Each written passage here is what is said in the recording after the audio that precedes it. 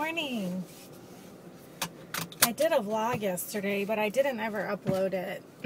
I actually started babbling on the vlog, so it ended up being like 10 minutes when I had really nothing to update. So I don't even know what I told you. So what's going on with me? I'm in P3. I think I'm 2 or 3 days in. The only new foods that I have introduced is the almond butter, the fresh ground almond butter, so there's no sugar in it, and some cheese. Just a couple pieces. One piece the other day, and then like a piece or two yesterday. Other than that, I've been eating my P2 foods. I didn't really prepare for P3. It's not like I went out and bought things that I wanted or was going to have. I'm just kind of sticking to the program. And now I can just eat most of my hub's meals because he was allowed more things than I was. So I'm just kind of eating the same meals as him. So it's working out. You know, there's nothing that like I feel the need to run out and get. Well, I did buy cheese yesterday because the cheese I had in the fridge was gross. So I bought some yesterday. But other than that, I'm not eating a lot of calories. I don't add my calories up. I don't track them. Because I do hunger scale, so if I do hunger scale, it doesn't really matter what they are. But I will tell you that they're very low, and this is common for me coming off of HCG. I confirmed with Rob and Woodall that my appetite will be maybe even smaller than it was on HCG when you first come off it, and then it'll gradually increase. So she is right. Like, I'm barely eating my HCG meals right now, you know, calorie-wise. So, but I trust that. Now, I would have expected in these few days to see maybe some more releases on the scale. I'm still 1.2 below LDW, and like my weight has not budged, not even by a fraction of a pound in the last 5 days. It's been exactly the same. So I think part of that has to do with ovulation, because I'm ovulating this week. I think today's actually my ovulation day, if it hasn't already passed. So I think that that's actually preventing me from losing right now. Otherwise, I think I would have been losing it these last few days.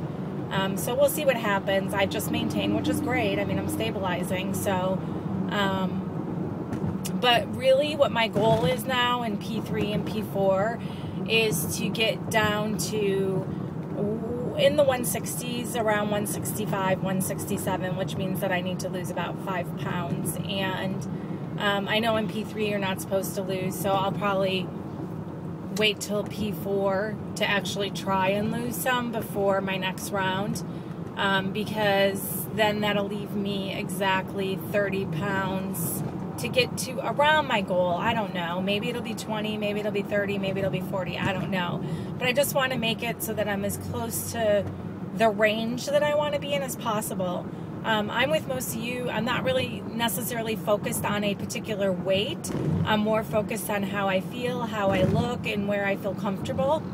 However, if I get to 137, and I'm reminding most of you I am 5'2", so 137 isn't anything crazy by any means.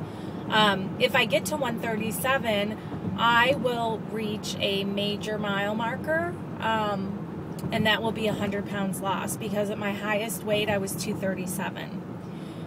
My highest recorded weight. I didn't weigh myself, you know, for a long time because I just knew I was fat and I didn't care. But I had a doctor's appointment where they weighed me in at 237. So that's my highest known weight. And so if I hit 137, I will hit 100 pounds lost, which would be so super amazing. But again, it's not about the number. It's about how I feel, how I look, and all that good stuff. So, you know, my guess is I'll probably look too skinny at 137, you know, just because I know me and my body. There's a girl at my work that works in the banking, which is right next to me, and she ended up doing gastric bypass last year or the year before, and all of a sudden one day I was just like, oh my God, where did she go? She melted down to nothing. I didn't see her very often, but it was almost like it happened overnight. Like one day she was my size, you know, I think her highest weight was 202 or a little over 200, And then the next thing I knew, she's right now, she's a size 4. And I was like, oh my God, what happened to her? So her and I became friends. We started talking, and mostly when she started seeing me shrink, she was like, oh my God, what are you doing? So she told me, you know, after all of our talks, she goes, had I known about HCG, I probably would have tried that before doing the surgery. But, you know, she didn't know about it, so she did the surgery. Not that she regrets doing the surgery, but she probably would have chosen this path before that had she known. So anyway, we were talking the other day, and she saw me, and she goes, you know, we might see each other once a week, if that. She goes, every time I see you, you're just melting away. She goes, you look like a different person. And she goes, so we were talking about my weight and stuff, and she says, I would have guessed that you weighed 150 pounds right now. And that's 20 pounds lighter than what I am right now. So I was like, really? And she goes, oh, absolutely. She goes, I totally would have guessed 150. So, you know, I can't go by what one person says, but I think at 150 that I'll look closer to the 130s, possibly. I don't know. I'll see when I get there, like I said. So, I did, like I said, if I'm already squeezing into size 8s at this weight, I would think that at 150, I would be into a size 6, maybe, yeah, probably around a 6, maybe a 4, which, you know, that's a lot of weight for that size, but I guess it's just how you carry it. I don't know. It just seems weird to me. So anyway, that's it. I'm done rambling about that. I'm just kind of letting you know what my goal is. So anyway, in P4, I won it. Well, I didn't win at an auction, a charity auction. I bid on this gift certificate for this boot camp. It's called Texas Fit Chicks.